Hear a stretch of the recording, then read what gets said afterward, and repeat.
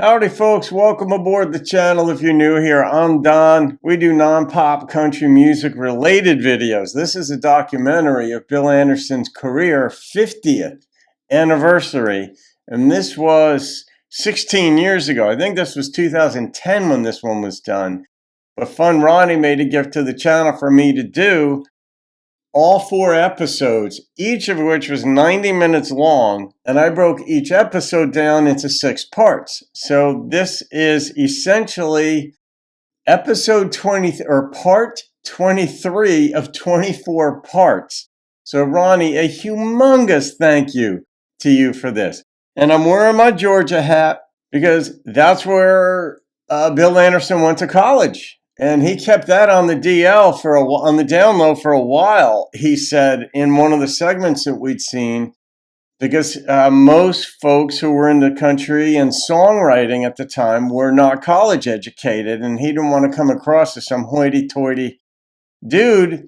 So he kind of kept it quiet for a few years, and then it got out there, and then Chris Christopherson, who was a Rhodes Scholar, and then some other folks who were educated and were also good songwriters, made it there. But there is no requirement as far as formal education goes to be a good or brilliant songwriter. But nonetheless, that's how Bill approached it. So anyway, we're going to get into part 5 of episode 4, the party of the sub-party. Yeah, I'm learning so much from this, Ronnie. This is just fantastic. Like, not just about them, but it's also informing me about my own writing. And how the industry works and all that. Hey Dallas, I got a question for you. Did the Oak Ridge Boys cut Elvira after Rodney Crowell? Did they find Elvira through Rodney's record? Vince, I'm not for sure. It might have been afterwards. Cut it after Bill Carlisle, did they? I don't know. Bill Carlisle?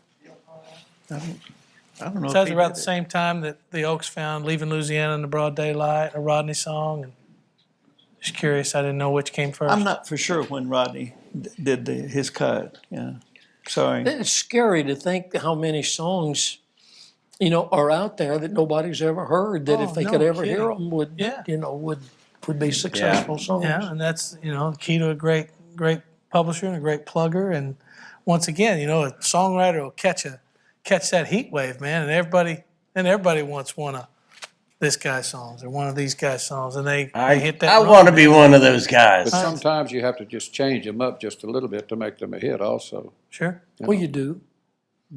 The timing has a lot to do with it. Do you have any songs, Bill, that you wrote that you thought was real great and it's just kind of laid there and nobody's cut it yet? If you do, I want to follow you home. Come on, I got hundreds of them. Yeah. One that you're really high on, that you really thought would be one of them, And you don't know why. Mo, it could be maybe you made the wrong demo on it. Maybe right. Your timing wasn't just right. Maybe you just didn't present it the way it should have been presented.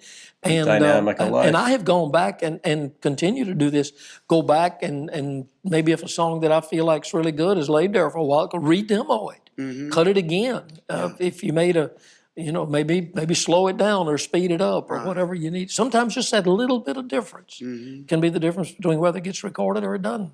Do you ever rewrite? Yeah. Do you ever think, well, maybe if I just change something, or when you finish it, are you finished? No, I've gone back and changed a lot of them. Sometimes it's not the easiest thing to do. Yeah, never stop rewriting them, do you? Yeah.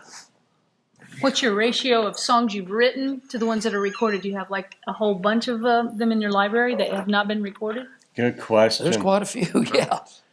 You live close to where I live. I'll play you some of them.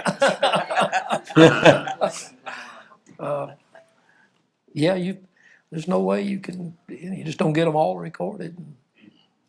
When I first moved here, I made great friends with Harlan Howard, and he liked my singing, and he would ask me to come and sing his demos for him for $10 a song, and I loved doing it because I just adored that man. Wow. And they did that though. This young guy came in And it always used to really irritate me. But I go, why are you screwing with a Harlan Howard song, you idiot, you know, and trying to make it sound like the Eagles, you know, or whatever you're doing, you know. But, you know, it worked, you know, he's smart. And he got Harlan songs out there to new artists and different artists that may not be hip to Harlan, you know, and it's a great lesson for me to once again see a different version, or, you know, we saw it today with Still. Yeah. You know, you wouldn't hear it necessarily in your mind to do it that way, and it's so great. I got talking to Jan today, and I love spending time with her. She's I go to her for all the stuff. You know, I love to sit around and have her tell me stories about the day, and I learned so much from her. And you were Bill's first duet partner, if I'm not mistaken. Is that right? Or was there? First duet partner was Wynn Stewart. Of yours. Yours. Yeah. Okay, Mine. I'm sorry. Yeah. Have you, by the way, seen that new Volkswagen commercial that's got Wynn Stewart singing "Another Day, Another Dollar"? No. Oh my goodness, scare you to death! It's so good. I made me want to go buy a Volkswagen. I mean, it is just, You know, oh, it's great. Carrie Underwood recorded that Randy Travis song, I Told You So. Yeah, But I have a CD that Wynn Stewart's singing it. really. Yes. You know, And Bill, we all started out together, me and Jan, Harlan, and Wynn Stewart. Boy, y'all made some great music and cut some great records out there. Stood the test of time really well. I was just sitting here looking around and everything and thinking back when Harlan started getting some success, you know, then the phone started ringing. It was either Bill or Roger was calling Harlan. They had a mutual admiration society going, and because they each admired each other's writing. And so I felt like they were part of the family before I ever knew any of them. And the first time I met Bill, I think was you came to LA to do some club out there. It was just you and a guitar. You remember that? 59 or something. Yeah, As Celie would say, it's 19 such and such. But I think it was 59 before. And then you came home with us and slept in the boys' bunk beds. Yeah. I had a lot of guys. Bear used to come over. Sleep in their bathtub. I've heard that. Yeah, the bathtub. They took care of me for years. Yeah. First time Roger Miller ever called Harlan, I was with him. I'll never forget this. We'd been seeing this name. In those days, a lot of times they would just put the writer's initials on the record. H. Howard. We kept seeing H. Howard, H. Howard. Who is H. Howard? He's writing all these great songs. So Roger went and found out that it was Harlan Howard. He lived in California. He said, let's call him up. So Roger was over at my little apartment one night, and we got on the phone and got Harlan on the phone, and You had to use Roger's the opening phone line book. was, Harlan, it's Roger Miller in Nashville. I'm going to have you assassinated.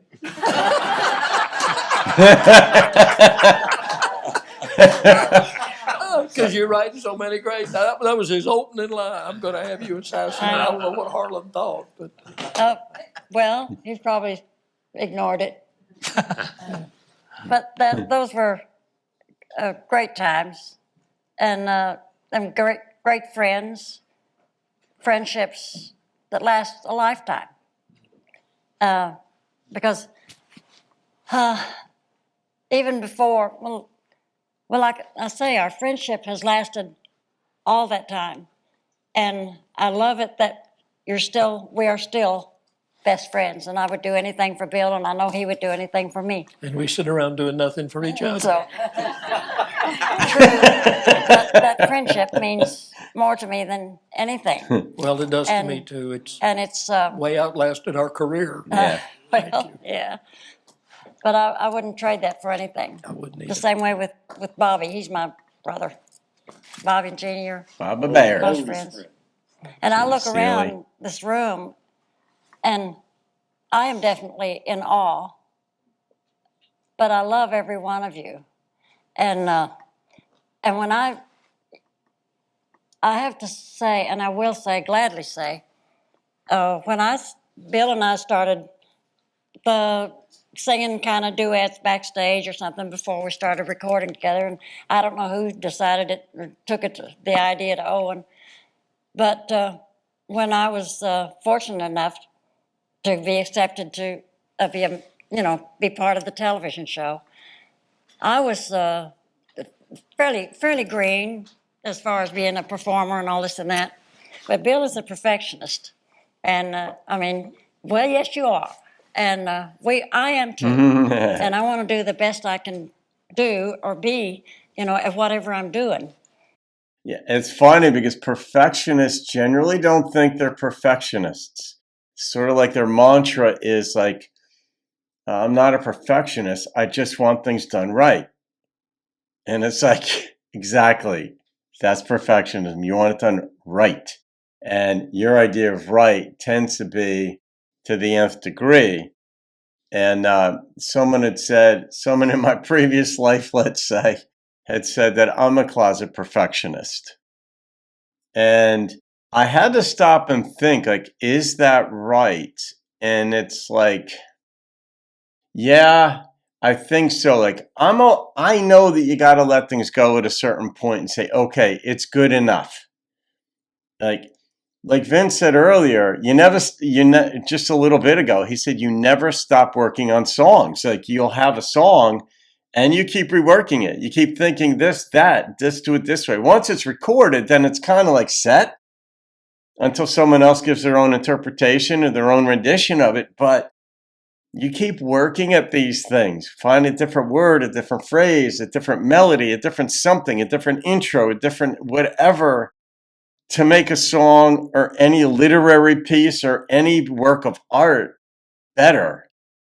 And better is in the mind of the person who's doing the writing, who needs to make it better. And these folks are absolutely perfectionists, especially when you get experienced at your craft. Then you know what works and what doesn't work generally, or at least for you. And so you want to pass that along to others. And if you're working with someone else, a new person in the business, like Jan here says she once was, as they all were, you learn, you make mistakes, but you want to pass along your lessons to others. And it seems like they're browbeating you. But the thing about about teachers, no matter what sphere, is they're only going to pump stuff into you, give you lessons, even if they're hard lessons, or make corrections on what you're doing, if they believe in you. If they don't believe in you, they will not waste their time. They just won't. So take that as a lesson, that if somebody is teaching you something, could be a teacher in school, and it seems like they're picking on you or they're going at you. They're not. They actually believe in you, and that's why they're coming at you. It's a hard business, this entertainment business, and we're looking at the people who have all made it. So I'm going to stop it right there, because we have one more segment to go, and there are credits and such. So the final segment might be 10, 12 minutes, whatever it might be. But I love hearing these folks go back and forth, and they're wrapping it up now. You could tell. I don't know over how many days this was shot, or if it was all shot on the same day. If this was, I think it would be a lot to do this in one day, but maybe they did. I know there were different artists there, and to try to shoot this over a period of, say, 4 days, because it's 4 episodes, would be a lot to ask of these folks to commit to 4 days. Some of the folks weren't performing or touring any longer, so they had more time available. But folks like Vince can't commit 4 days to this. Jamie Johnson, super, super busy. Tia is always working on stuff. Rhonda Vincent and, Roy Clark was a little further along in life in this one. He wasn't performing. He couldn't really hear that well. He's still funny and still had that joie de vivre at this point. But these folks, they're at the top of their game and in various stages of their careers. So, perfectionism. I love that concept. But all right, and Bill just had to smile. He wanted to deny being a perfectionist, but perfectionists do deny being perfectionists because nothing's ever perfect. To them, nothing's ever good enough in a sense. Not in a negative way. They're driven. They have that focus and the energy, that drive to get things better, better, better, better, better. So to them, they're not perfectionists because they've never attained it. To the rest of us are like, oh my gosh. I can relate to perfectionists, though, not in the sense that I understand. I'm not bothered by them. Keep working to make it better, better, better. But at a certain point, you're working against yourself if you don't say, okay, it's really good enough. In fact, it's very good. There's a French expression translated into English, which is the perfect is the enemy of the good. And you're like, oh, there you go. Try to keep that balance there. Make it good enough. All right, guys, I hope you enjoyed that. You can thank funRonni for that. And if there are any bulldogs out there, Bill Anderson is a credit to you guys. Have a wonderful day. I'll see you on another video, and keep rocking the country. What's your ratio of songs you've written to the ones that are recorded? Do you have like a whole bunch of them in your library that have not been recorded? There's quite a few, yeah. You live close to where I live. I'll play you some of them.